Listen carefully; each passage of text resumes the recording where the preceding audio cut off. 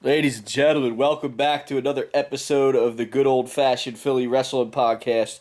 My name is Mr. 90'z Whiz Kid, and today we're going to be talking about some different things going on in the world of professional wrestling today, and yesterday, and in the future. First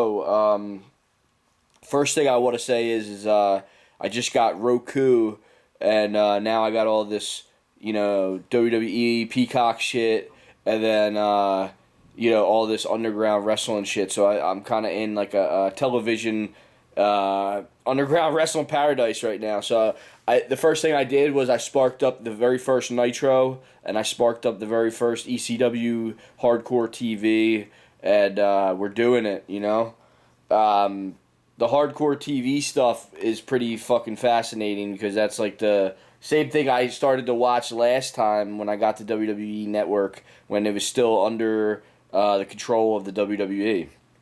So I'm doing the same exact shit I did then, but as the world turns, you see things with new eyes. I'm liking how on the WCW Nitro, the first episode, they start hyping up like a little bit of a Luger Hogan thing, because Luger was being pushed as the next Hogan in WWF before his departure. So it's pretty interesting to see. With the ECW TV stuff, seeing Hot Stuff International form was pretty cool. A lot of people still, when you meet them on the streets, who's your favorite wrestler? A lot of people still out there will say Superfly Jimmy Snuka, and he made a very lasting impact on his fans. My friend Daryl at work was saying that shit the other day. I was like, damn, dude, because he's got about 12, no, he's got about 15 years on me as far as age goes. So that was more his era than my era, Snuka was definitely, mid 80s all day, and I was like just a kid. I'm as old as WrestleMania, so I'm 37. So, all right. So what's going on with wrestling today? I watched a little AEW this week. We're coming off of a New Japan show down at the arena, and overall, man, it's just a lot going on. I like these custom action figures that people are dropping all over the internet. I'm seeing them. They're a lot of them are based off the old Hasbro Johns. Pretty cool, man.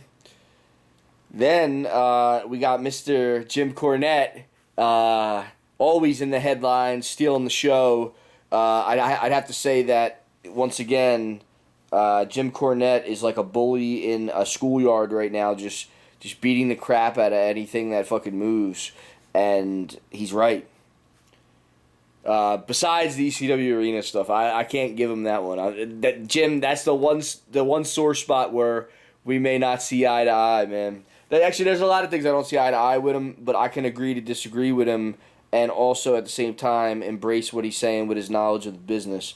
A lot going on. Ring of Honor. We'll see what happens. But those are some local guys that we wish nothing but the best for.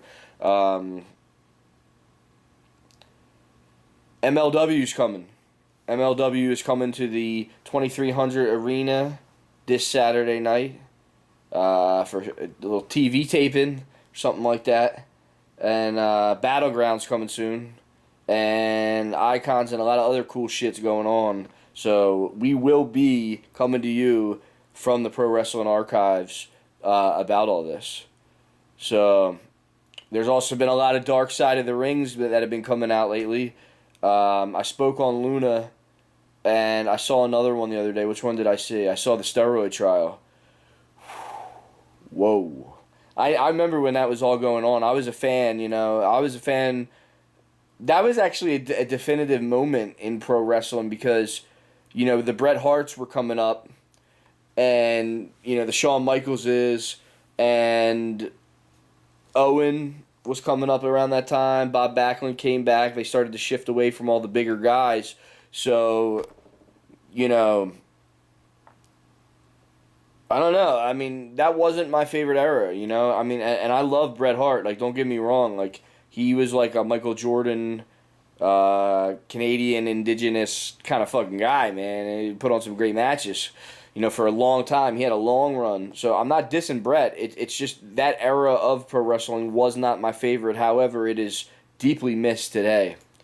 Um, Now, with all this being said, what was I just talking about? The Dark Side of the Ring steroid trial. So, yeah, I remember hearing about the pops in the courtroom when Vince won and shit like that. Um, I knew the feds were on him, and it's just good that Vince came out on top of all that because the Attitude Era might not have happened without that key victory in that court case. Um, Around that time, man, that's when the shit with Hogan was getting weird too, and Hogan was making moves, and it's like I don't know, like I loved it. I loved it when Hogan turned NWO. So I mean, that was the best to me. That was the best thing he ever did. Because I wasn't a big fan of Hulkamania. I was more a Warrior guy. Trying to think. So with AEW this week, um, well, Cody's been on a roll with his promos. I know Cornette was giving him shit about that, but you know when Cody speaks, I listen. You know, and when he starts big upping Dusty and Dustin, I listen, man, because that's that lineage shit that I'm paying close attention to in the world, not just pro wrestling. Um, Seems like there's a select few out there that just have something, you know. We're seeing it. We're seeing it unfold right now in AEW with Brian Pillman Jr. And I don't know. I mean, I wouldn't mind seeing Lance Storm come back around, man. I know Lance Storm trained Brian Pillman and Jr. and I wouldn't mind seeing Lance Storm come back to AEW, maybe get a title run, you know, maybe have a little program with Chris Jericho or something like that. What do you think about that, Cody? You know what I'm saying? I wouldn't mind seeing uh, me get a job with creative with AEW, and I'll show you why over these next couple of videos, Cody. If you want to give somebody a shot, you know, give Rick Reinhardt Philadelphia a shot. You know what I'm saying? Make some shit happen, man.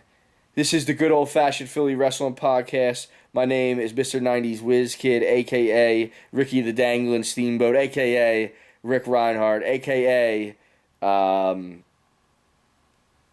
Looking for work. You know what I'm saying?